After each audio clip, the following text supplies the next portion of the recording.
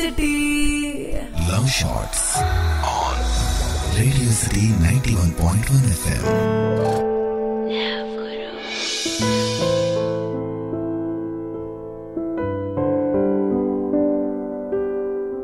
ఆ ఇద్దరికీ మంచి స్నేహం కుదిరింది.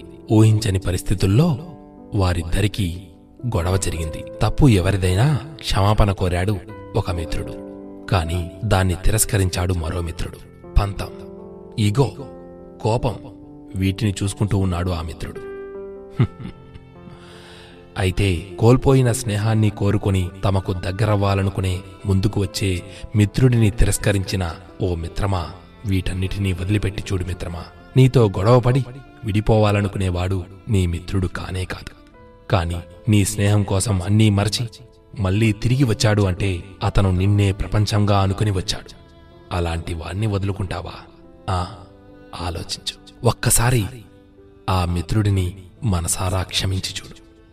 వాడు నిన్ను గుండెల్లో పెట్టుకుంటాడు.